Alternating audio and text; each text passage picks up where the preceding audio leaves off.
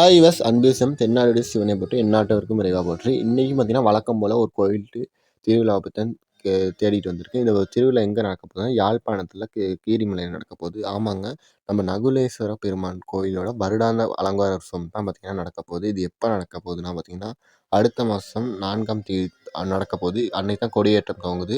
அதுக்கப்புறம் பார்த்திங்கன்னா தொடர்ந்து 12 நாட்கள் சுவாமிக்கு வந்து பூஜை புனஸ்காரங்கள் நடந்து இந்த நாளும் பார்த்திங்கன்னா கைலாச ஆவணம் மூசி ஆவணம் அப்படின்னு சொல்லிட்டு சுவாமி வலம் வருவார். அதே முக்கியமாக பார்த்திங்கன்னா தேர் திருவிழாலாம் நடக்க இருக்குது. அதுக்கப்புறம் தீர்த்த திருவிழா நடந்து ஒரு விழா வந்து நிறைவு பெறும். அதனால் இந்த ஒரு வீடியோவில் ஒவ்வொரு நாளும் சுவாமி என்ன வாகனத்தில் வலம் வருவார், அடுத்து பார்த்திங்கன்னா தேர் திருவிழா எப்போ நடக்கும், தீர்த்த திருவிழா எப்போ நடக்கும், ஒவ்வொரு வாகனத்துக்கான தத்துவங்களும் என்ன அப்படின்னு சொல்லிட்டு தான் வீடியோவில் பார்க்க போகிறோம். முக்கியமாக கடைசியில் இந்த ஒரு கோயிலுக்கு நீங்கள் உபயோகம் கொடுக்குறேன்னா எந்த நம்பருக்கு கால் பண்ணி இந்த கோயிலுக்கு பால் பழமோ இல்லாட்டி பணமோ கொடுத்து நம்ம இறைவன் அருளை வந்து நீ பெறலாம்னு சொல்லி கடைசியாக சொல்லுவேன். அதனால் வீடியோ ஸ்கிப் பண்ணாமல் பாருங்கள். ஃபர்ஸ்ட் ஆஃப் ஆல் பார்த்திங்கன்னா இந்த திருவிழா பார்த்திங்கன்னா நம்ம சித்திரை மாதத்தில் பார்த்திங்கன்னா 4ஆம் தேதி தான் துவங்குது. இது பார்த்திங்கன்னா சனிக்கிழமை அன்னைக்கு பார்த்திங்கன்னா திருவிட்டு மங்களம் தொடக்கமாக தான் இந்த ஒரு கொடியேற்றம் ஏற்றப்படும். எல்லாருக்கும் தெரிஞ்சிருக்கும். இதில் பார்த்திங்கன்னா இந்த அன்னைக்கு வந்து நந்தி கொடியை வந்து மக்கள் வந்து அரோகரா கோஷம் சொல்ல அங்கே உள்ள சிவாச்சாரியர்கள் ஏற்றுவாங்க. அன்றைக்கி பார்த்திங்கன்னா சுவாமி சிவன் வந்து இடதப வாகனத்துலேயும், அடுத்து பார்த்திங்கன்னா மூசி வாகனத்தில் விநாயகரும், முருகன் வந்து மயில் வாகனத்துலையும் வருவார்.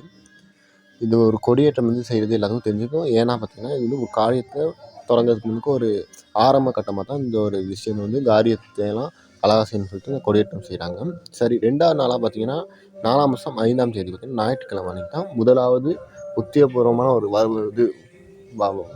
வாகன உற்சவம் நடைபெறும். இது என்ன வாகனம் அன்றைக்கி வரும்னு பார்த்திங்கன்னா கற்பக விருட்ச வாகனம் வரும். இது பார்த்திங்கன்னா ஏற்கனவே நான் நிறைய வீடியோக்களில் கோயில் சம்மந்தமாக தான் நான் திருவிழா பற்றிலாம் வீடியோ போடுவேன். அதுலாம் சொல்லியிருப்பேன்.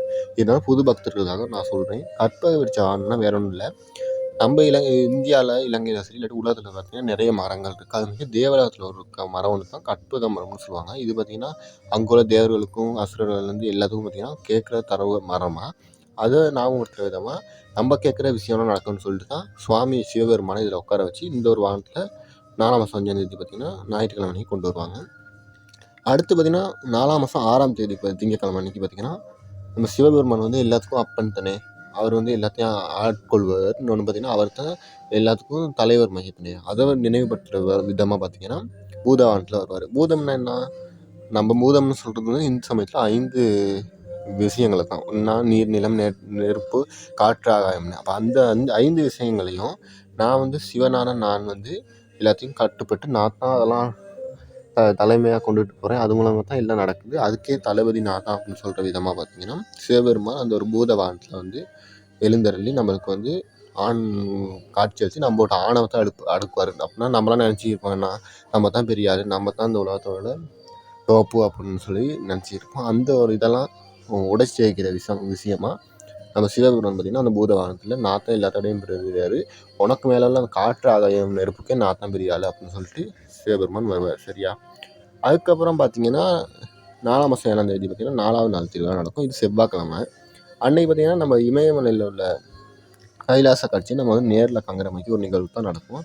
அது வேறு ஒன்றும் இல்லைங்க. அன்றைக்கி பார்த்திங்கன்னா விசேஷ அலங்காரத்தோட நம்ம சிவபெருமான் பார்த்திங்கன்னா அம்பிகையோடு சேர்ந்து கைலாச வாகனம்னு ஒரு வாகனம் இருக்குது, அதில் வருவாங்க. முக்கியமாக பார்த்திங்கன்னா எனக்கு வந்து இந்த கைலாச வாகனம் அப்படின்னு சொல்கிறாங்க தெரியும், அதெல்லாம் வந்து நேரில் கண்டதில்லை. ஆனாலும் பார்த்திங்கன்னா இது வந்து கைலாச காட்சி நேரில் காங்கிற அளவுக்கு சிறப்புன்னு சொல்கிறாங்க. நீங்கள் அப்படி போகிறேன்னா 4ஆம் மாதம் 7ஆம் தேதி போயிட்டு அந்த ஒரு செவ்வாய்க்கிழமை அன்றைக்கி அந்த கைலாசம் வந்து பாருங்கள். உங்களுக்கு ரூட் வேணும்னா நான் வந்து மெப்பில் வந்து நீங்கள் போய்ட்டு நகுலேஸ்வரர் ஆலயம் அப்படின்னு அடித்தாலே வரும். அப்போ தேவையான போய்க்குங்க. முக்கியமாக இன்னொரு நான் இப்போ கேட்கணும்னு நினச்சேன். இந்த ஒரு கோயில் வந்து இப்போ நிறைய பேருக்கு தெரியும்னு நினைக்கிறேன். பார்க்குறவங்களுக்கு தெரியாமல் வந்து பார்க்க மாட்டீங்களே. அதனால் இந்த கோயில் வந்து வரலாறு பற்றி தெரிஞ்சால் வரலாறுன்னு கமெண்ட் போடுங்க. எத்தனை பேருக்கு பார்த்திங்கன்னா வரலாறு தெரியும்னு நம்ம தெரிஞ்சுக்கிடுவோம். அப்படி வரலாறு யாருக்கும் தெரியாட்டி நான் அடுத்த வீட்டில் சொல்லி தரேன். அதனால தான் கேட்குறேன். தெரிஞ்சவங்க வரலாறுன்னு போடுங்க, தெரியாதவங்க இருங்க. அப்போ எத்தனை பேர் பார்க்குறீங்க, எத்தனை பேர் வரலாறுன்னு பார்த்துட்டு தெரியாதவங்க நம்ம நகுலேஸ்வரர் கோயிலுக்கு வரலாறு சொல்லி கொடுப்போம். சரி, அடுத்து பார்த்திங்கன்னா 5ஆவது நாள் திருவிழாவாக பார்த்திங்கன்னா அதாவது பெரிய ரிஷப வாகனம் வந்து 4ஆம் மாதம் 8ஆம் தேதி புதன்கிழமை வரும். இது பார்த்திங்கன்னா அந்த அலங்கார உற்சவத்தில் மிக முக்கியமான ஒரு நாளாக காணப்படுது. ஏன்னு சொல்லுங்கள்.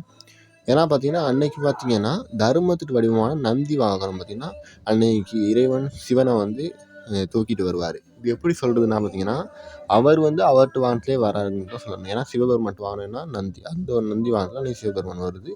பார்க்குறவங்க மனசை வந்து உருக வைக்கிற ஒரு நிகழ்வாக காணப்படும். ஏன்னா பார்த்தீங்கன்னா வேறு லெவல் அதெல்லாம். நீங்கள் போயிட்டு அனுபவிச்சா தெரியும். இல்லாட்டி வீடியோக்குள்ள சரி பாருங்கள், ஃபேஸ்புக், யூடியூப் லைவ்ல சரி. முக்கியமாக ஃபேஸ்புக்கில் நீங்கள் பார்க்கணுன்னா அம்பிகை தர்ஷன் அப்படின்னுலாம் ஒரு சேனல் இருக்குது. இன்னொன்று பார்த்தீங்கன்னா ஓம் டிவி இருக்குது. அடுத்து பார்த்தீங்கன்னா இன்னொன்று சக்தி டிவிலலாம் நீங்கள் சேர்ச் பண்ணி நகலாம்பி பார்த்தீங்கன்னா அதுலேயும் கொடியேற்றம்லாம் காட்டுவாங்க தேர்தல்லாம். அதுலலாம் பார்த்தா நல்லாயிருக்கும். இன்னும் கொஞ்சம் பேர்லாம் இருக்கும், மறந்துட்டு நான் வீடியோவில் போட்டு விட்றேன். இன்னொன்று ஃபேஸ்புக்கில் பார்த்தீங்கன்னா நீங்கள் யாழ்ப்பாணத்து ஆலயங்கள் அப்படின்னு சர்ச் பண்ணாலும் அதில் வந்து இந்த யாழ்ப்பாணத்தில் நடக்கிற ஆலயங்களோட திருவிழாக்கள் ஃபோட்டோலாம் வரும். நல்லா ஒரு ஐஃபோன் குவாலிட்டி ஹெச்டியில் இருக்கும். நீங்கள் பார்த்தா அதெல்லாம் விளங்கிக்கலாம். இதுதான் கைலாசவனம், இதுதான் ரிஷபவனம் அப்படின்னு. நானும் வீடியோவில் போய் இப்போ பார்ப்பீங்க. சரி, அடுத்து பார்த்தீங்கன்னா 4 மாதம் 3 வியாழக்கிழமை யானை வாகனம் வரும். இது எதுக்கு வருதுன்னா பார்த்தீங்கன்னா நம்மட்டு வாழ்வில் உள்ள தடையெல்லாம் விளங்கணும் அப்படின்னு சொல்லிட்டு யானை எப்படி ஒரு காடையாக அடித்து உடச்சியும் ஒரு வீடையே அடித்து உடச்சிடும் அப்படின்னு சொல்லிட்டு நம்மட்டு வாழ்வில் இருக்கிற தடையெல்லாம் அடித்து உடச்சி நம்மட்டு கெட்ட விஷயங்களையெல்லாம் முறித்து நார்மாக்கி பிச்சு வீசுறதுக்கு தான் நம்ம சுவாமி சிவபெருமான் வந்து இந்த ஒரு நாளில் வருவார். அடுத்து பார்த்திங்கன்னா 4 மாதம் 10ஆம் தேதி.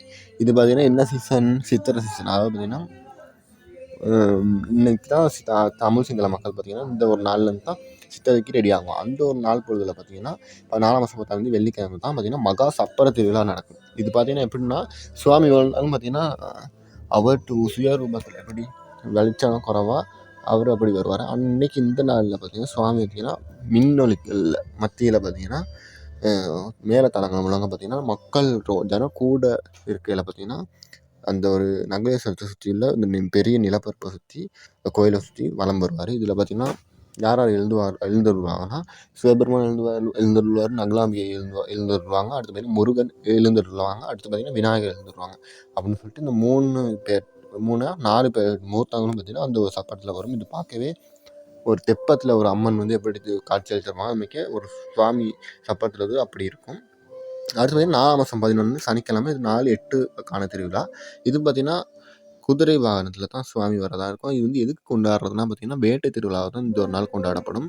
இது எதுக்கு நடக்குதுன்னா பார்த்திங்கன்னா அன்றைக்கி வந்து இந்த நம்ம கிருஷ்ணர் சொல்கிற மாதிரி தான் தர்மம் வந்து தான் எப்பயும் வெத்தும், அதர்மம் தோக்கும். அந்த ஒரு நீதியை குறிக்கிற விதமாக தான் இந்த ஒரு நாளில் குதிரையில் பார்த்திங்கன்னா நம்ம சிவபெருமான் வந்து ஒரு வேட்டையப்பராக பார்த்திங்கன்னா ஒரு வீரராக வந்து நம்ம விட்டு உள்ள கெட்ட குணங்களை அழித்து நம்மளை வந்து நல்வழி கொண்டு வரதுக்காக வருவார். அன்றைக்கி நம்ம கெட்ட கிரகங்கள்லாம் வேட்டையாடப்படும் வந்து ஒரு இது ஐதீகம் பார்த்திங்கன்னா மக்கள்கிட்ட இருக்குது. அதனால் நிறைய பேர் அன்றைக்கி வரக்கூடியதை காண முடியும். அடுத்து பார்த்திங்கன்னா 9 தொடக்கம் 11 நாட்கள் வச்சும் என்னென்ன விழாக்கள் நடக்கும்னு பார்ப்போம். அது 9ஆவது நாள் பார்த்திங்கன்னா 4 மாதம் 12ஆம் தேதி ஞாயிற்றுக்கிழமை சிம்மாசன வாகனம் அப்படின்னு ஒன்று நடக்குது. இது வந்து எந்த கோயிலையும் நான் நிறைய வீடியோக்கள் போட்டிருக்கேன். சிம்மாசன வாகனம் கேள்விப்பட்டதில்லை, சிம்ம வாகனம்னு கேள்விப்பட்டிருக்கேன். இது என்னென்னா ஈசன் தான் இந்த உலகத்துலேயே ராஜா. இப்போ நம்ம நினைக்கிறோம் என்ன பில்கேட்ஸ் தான் உலகத்துலேயே பணக்காரர், அதெல்லாம் இல்லை. ஈசன் தான் இந்த உலகத்தில் உள்ள பணக்காரருக்கும் சரி, உலகத்தில் எலான்ஸோடையும் சரி, இந்த உலகத்தை காக்கிற ஒரு பெரிய ஜீவனும் அவர் தான். அதனால் ஈசன் வந்து அன்றைக்கி வந்து உலகாளுற ஒரு ராஜா. அப்படின்னா இந்த வேர்ல்டுக்கே ஒரு கிங்காக பார்த்திங்கன்னா அன்றைக்கி வந்து நம்மளுக்கு வந்து காட்சி தள்ளுற விதமாக பார்த்திங்கன்னா ஒரு பெரிய சிம்மாசனத்தில் பார்த்திங்கன்னா அன்றைக்கி வலம் வருவார். இதுவும் பார்க்க சிறப்பாக இருக்கும். அடுத்து பார்த்திங்கன்னா 4/10 4ஆம் மாதம் 13ஆம் தேதி பார்த்திங்கன்னா சுவாமி வந்து திங்கட்கிழமை அன்னைக்கு சோமவாரத்தில் பார்த்திங்கன்னா தேர் திருவிழாவில், அதுவும் பார்த்திங்கன்னா சிவனுக்கு பிடித்த நாள்னா திங்கட்கிழமை. அந்த ஒரு திங்கட்கிழமையிலே பார்த்திங்கன்னா மகா தேரில் பார்த்திங்கன்னா சுவாமி வந்து வலம் வருவார். இங்கே நார்மலாக பார்த்திங்கன்னா 5 தேர்கள் வலம் வரும். நான் வந்து கடைசியாக பார்த்திங்கன்னா இந்த ஒரு கோவிலில் பார்த்திங்கன்னா மகா சிவராத்திரியை முன்னிட்டு பார்த்திங்கன்னா 5 தேர்கள் வரதை நான் பார்த்தேன். அதுமாதிரி தான் இங்கேயும் இந்த ஒரு நாளையும் 5 தேர்கள் வலம் வரும். அதில் பார்த்திங்கன்னா எல்லா தேரும் பார்த்திங்கன்னா கட்டுத்தேர், அதாவது பார்த்திங்கன்னா 2 தேர் இருக்குது, நிரந்தர தேர், கட்டுத்தேர். இங்கே உள்ள தேர்லாம் பார்த்திங்கன்னா திருவிழா காலத்தில் மட்டும்தான் மேலே உள்ள அந்த சாமி வைக்கிற பீடத்துக்குள்ள மேலே உள்ள அந்த குடம் மரம் முக்கோணம் அமைப்பையும் அடுத்து அந்த தூண்லாம் செஞ்சு செய்வாங்க. அந்த ஒரு 5 தேர்கள்லையும் நான் சொன்ன மாதிரி விநாயகர் தேர் வரும், பெஸ்ட்டு சின்னது. அடுத்து பார்த்திங்கன்னா அதுக்கு பிறகு முருகன் தேர் வரும். அடுத்து பிறகு நகுலாம்பிகை, அடுத்து பார்த்திங்கன்னா சிவபெருமான் ரெண்டும் சேர்ந்த ஒரு ஜோடியாக உள்ள ஒரு தேர், மிகப்பெரிய தேர், அதுதான் மகா தேர்னு சொல்லுவாங்க. அந்த தேர் வரும். அதுக்கு பின்னாடி பார்த்திங்கன்னா நம்ம அம்மன் தேர் வரும். அதுக்கப்புறம் வந்து சண்டேஸ்வரர் தேர்னு 5 தேர்கள் அங்கே வரும். இந்த நேரத்தில் பார்த்திங்கன்னா அங்கே வந்து பக்தர்கள் கூட்டம் அள்ளும் அப்படின்னு சொல்லுவாங்க. ஏன்னா பார்த்திங்கன்னா அவ்வளோ பேர் அந்த தேர் திருவிழா பார்க்குறதுக்கும் சரி, அங்கே உள்ள அந்த தேர் ஃபோட்டோக்களை சமூக வலைத்தளங்களில் வீடியோ எடுத்து போடுறதுக்கும் சரி, இன்னொன்று லைவ் காட்டுறதுக்காக மீடியாவும் சரி நிறைய பேர் அங்கே வருவாங்க. அன்றைக்கி நம்ம அந்த தேரை இழுக்கிறதுனால நம்மளோட வினைகள்லாம் இருந்து சிவபெருமான்கிட்ட அருள் வந்து நேரடியாக நம்மளுக்கு அந்த ஒரு இடத்துல கிடைக்கணும்னு ஒரு ஐதீகம் இருக்குது. அடுத்து பார்த்திங்கன்னா இந்த ஒரு தேர் திருவிழா அன்றைக்கி வந்து காலையிலே ஒரு எப்படியும் 7 மணி வாக்கில் துவங்கும். ஏன்னா வெள்ளனாவே தூங்கி அந்த கோயில் சுற்றி மட்டும் தானே வர இருக்குது. அதனால் 7 மணி வாக்கில் தூங்கி ஒரு 2 ஹவர் சுற்றி ஒரு 10-12 மணி ஆயிரும் அந்த ஒரு கோயில் சுற்றி முடிய. அப்புறம் ஒரு அந்தி வாக்கில் அதாவது பார்த்திங்கன்னா ஒரு 12 மணிக்கு அப்புறம் அந்தி வாக்கில் பார்த்திங்கன்னா சுவாமிக்கு வந்து பச்சை சாத்தல் தெரிந்தனே சாமி வந்து இப்போ அழுத்தல் தொழில் செஞ்சுட்டு இருந்திருக்காரு தேர் திருவிழாவில். அது நிறைய வீடியோக்கும் சொல்கிறேன், உங்களுக்கு தெரியணும்னு நான் சொல்கிறேன்.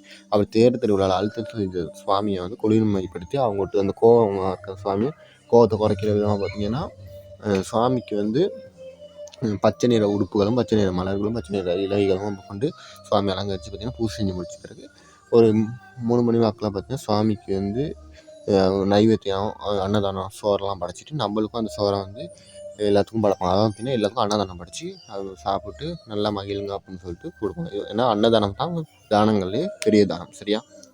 அடுத்து பார்த்திங்கன்னா இப்போ 4ஆம் மாதம் 14 செவ்வாய்க்கிழமை. இது பார்த்திங்கன்னா அன்றைக்கி சித்திரை புத்தாண்டு கோடி நாள்னால நிறைய பேர் வர்றதுக்கு வாய்ப்பு இல்லை அப்படின்னு சொல்லிடுறது. அன்றைக்கி தான் நிறைய பேரே வராங்க. ஏன்னான்னு பார்த்திங்கன்னா அன்றைக்கி வந்து கீரிமலையில் காலையில் நம்ம சுவாமியை தீர்த்தம் ஆடின பிறகு நம்மளும் அந்த ஒரு கீரிமலை தீர்த்தத்தில் நீராடினா பிறவி பிணி வந்து நீரும் அப்படின்னு நீங்கன்னு ஒரு நம்பிக்கையாக அன்றைக்கி. அதனால் பார்த்திங்கன்னா நிறைய பேர் அன்றைக்கி சித்திரை புத்தாண்டு அன்றைக்கி வீட்டில் கோழிக்கறி சாப்பிட்டு வீட்டில் வந்து பக்கத்தில் உள்ள கிரவுண்டில் வந்து ஸ்போர்ட்ஸ் மீட்லாம் கொண்டாடாமல் நிறைய பேர் பார்த்திங்கன்னா அந்த கோயிலுக்கு வந்து சித்திரை புத்தாண்டு அன்றைக்கின்னு பாராமல் சுவாமியை தீர்த்தம் பண்ண பிறகு குளிக்கக்கூடியதை காண முடியும் அப்படின்னு சொல்கிறாங்க. இந்த பயணமாக நிறைய பேர் வாங்க அந்த ஒரு தீர்த்தத்துக்கு ஒரு பிறவி வினையாவது முக்தி பெற அடைந்து சிவபெருமான் காலையில் போய் சேருங்க. அவ்வளோ தான் நான் சொல்லுவேன். அடுத்து பார்த்திங்கன்னா 4ஆம் மாதம் 15 புதன்கிழமை தான் கடைசி நாள். அதாவது பார்த்திங்கன்னா 12ஆம் நாள் முதல் ஏற்கனவே 11 நாள் தான் தீர்த்தம் நடந்துச்சு. 12ஆவது நாள் பார்த்திங்கன்னா கொடியிறக்கம். வேற ஒன்றும் இல்லை, மௌனமாக பார்த்திங்கன்னா ஒரு திருவிழாவே. அதாவது பார்த்திங்கன்னா ஒரு சிவலோகத்தில் வந்து அமைதியோட சத்தம் இல்லாமல் இருந்தால் எப்படி இருக்கும், அது மாதிரி அந்த ஊரே சத்தம் குறைஞ்சி ஆரவாரம் இல்லாமல் போயிட்டு கொடியிறக்கம் பார்த்திங்கன்னா அன்றைக்கி ஒரு நாள் நடக்கும். அது வந்து ரொம்பவே மக்களுக்கு கவலையாக இருக்கும். சரி அடியார்களே, நான் நீங்கள் சொன்ன மாதிரிக்கே இப்போ எங்கே இந்த நம்பர் அப்படின்னு கேட்பீங்க, அதை தான் இப்போ சொல்ல போகிறேன். என்னென்னா ஃபஸ்ட்டு பார்த்திங்கன்னா இந்த கோயில் வந்து பிரம்மாண்ட ஒரு பெரிய கோயில் பஞ்சேஸ்வரம் தான். இருந்தாலும் கூட சிவபெருமான் என்ன சொல்கிறாருன்னா, எனக்கு ஒரு சின்ன ஒரு புல்லை என் கோயிலேருந்து வெட்டுறதுக்கும் சரி, இல்லாட்டி எனக்கு வந்து சல்லியை கொடுத்து உதவுறதுக்கும் சரி, இல்லாட்டி எனக்கு பால் பழம் கொடுத்து என்னோட அபிஷேகம் செய்து உதவுறதுக்கும் சரி, எல்லாத்துக்கும் நான் வந்து துணையாக இருப்பேன். அதாவது பார்த்திங்கன்னா நான் வந்து உதவி செய்வேன். அதனால் இங்கே இந்த கோயிலுக்கு வந்து எல்லாம் வந்து உதவி உபகஸ்காரங்கள் அது பணங்கள் பால் தயிர் நெய் அல்லாட்டி பூசி கொடுத்தீங்கன்னா ரொம்பவே நல்லாயிருக்கும். அதுக்கான நம்பர் பார்த்திங்கன்னா 74 99 29 16. மறக்காதீங்க, தாமதிக்காதீங்க. உங்களால் முடிஞ்ச உதவிகளை செய்யுங்க. நான் வந்து சொல்கிறதுக்கு நீங்கள் வந்து சல்லியை 10 லட்சம் 1 லட்சம் கொடுக்கணும்னு அவசியம் இல்லை, இல்லாட்டி பூ மட்டும் தான் கொடுக்கணும்னு அவசியம் இல்லை, பால் தயிர்னு கொடுக்கணும்னு அவசியம் இல்லை. உங்களுக்கு பிடிச்ச ஒரு விஷயத்துக்கு இந்த ஒரு கால் பண்ணி எங்கே கொடுக்கணும் எப்படி கொடுக்கணும் கொடுத்துருங்க. அது இன்னொருக்காவும் சொல்கிறேன் நம்பரை 074 099 79 16. இது அங்கே உள்ள தர்மகதான் நம்பர்னு தான் நினைக்கிறேன். சரி, எல்லாத்துக்கும் நன்றி, வணக்கம். இதோட வீடியோ முடிச்சுக்கிறேன். நகரேஸ்வரன் நகலாம் இருந்த பேரல் உங்களுக்கு கிடச்சி இந்த ஒரு கோயிலுக்கு அவன் அருளாலே அவன் தாள் வணங்கி வைக்க அவர் இழுப்பார். இழுக்காடி நீங்கள் அந்த கோயிலுக்கு வழிபடுங்க. அவ்வளோதான். நன்றி, வணக்கம். ஓம் நம சிவாய.